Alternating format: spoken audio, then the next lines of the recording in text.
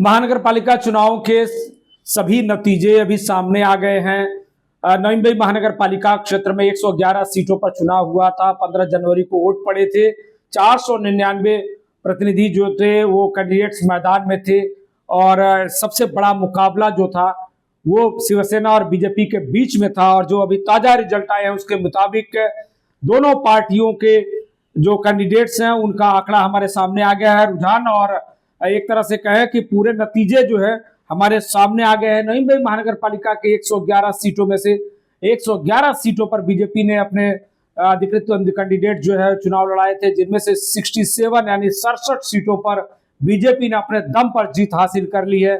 शिवसेना 80 सीटों पर चुनाव लड़ाई थी, जिसमें शिवसेना को सिर्फ 41 सीटों पर ही संतोष करना पड़ा है। वहीं उबाटा को 1 सीट मिली है और अन्य मनसे और उबाटा को 2 सीट मिली है और अदर के खाते में 1 सीट गई, यानी कुल मिलाकर 111 सीटों का ये पूरे नतीजे हैं, जिसमें बीजेपी बहुमत के आंकड़े के साथ एक बार फिर से नवी मुंबई में सबसे बड़ी पार्टी बन गई है।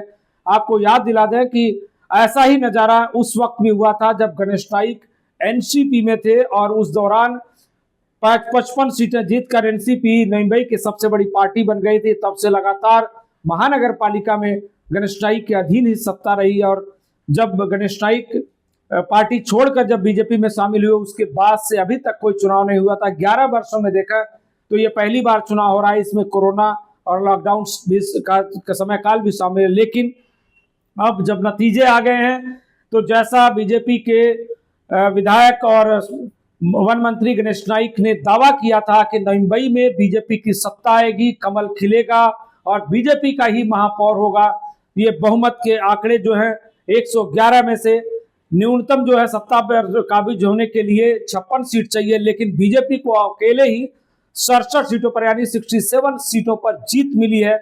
इसका मतलब साफ है कि बीजेपी अपने दम पर नवी मुंबई महानगर पालिका में अपना महापौर बनाएगी और गणेश नाइक के नेतृत्व में एक बार फिर से नवी मुंबई महानगर पालिका में सत्ता जो है वो संचालित होगी।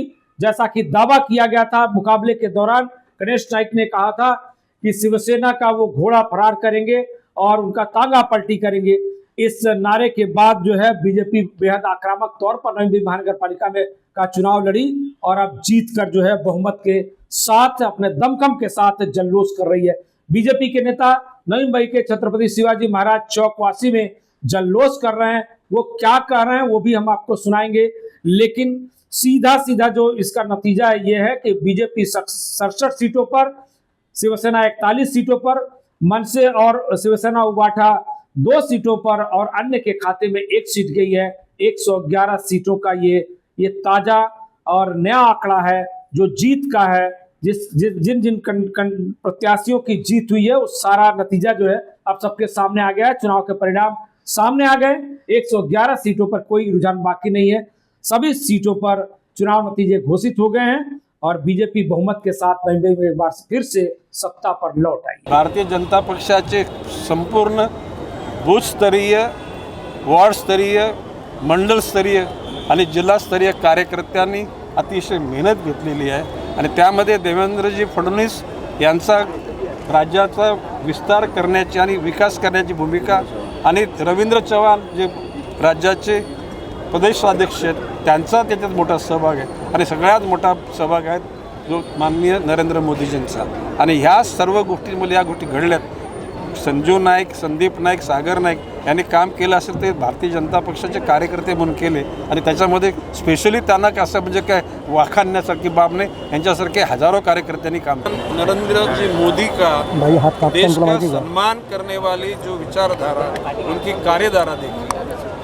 राज्य के मुख्यमंत्री देवेंद्र जी फडणवीस, इन्होंने राज्य के लिए जो भी सपने देखे हैं वो सपने लोगों को खाली हम लोगों ने समझाए और लगातार 25 साल से इस शहर का जो भी कारोबार मेरे साथी लोगों ने किया वो जनता भी मुक्त था। और अभी इस शहर में जनता को छोड़ के कोई बात होती होगी तो मुझे नामंजूर है। तो मैं कंसर्न लोगों जो लोगों से इस सब्जेक्ट कनेक्टेड है वो लोगों को मेरा विनम्र आह्वान है कि आपने ये निर्णय लिया है कोथड़ी भरने का डिसीजन है, जनता का उसमें कोई भला होने वाला नहीं। तो मेरा ये युद्ध तो रहेगा, ये पॉइंट पे तो मैं छोड़ने वाला नहीं हूँ। जरूरत पड़ी मैं मेरे साथी लोगों को कोर्ट में, हाई कोर्ट में भेजूंगा। और मैं बोल रहा हूँ कि सुप्रीम कोर्ट भी मैं कहता हूँ उसके मुताबिक ही, क्योंकि जनता के भले की बात नहीं करता। तो उस दिन पूरा जो संघर्ष है, विचार का संघर्ष, मेरा पर्सनल किसी को गिला शिकवा है ही नहीं है, ये संघर्ष खत्म हो जाए।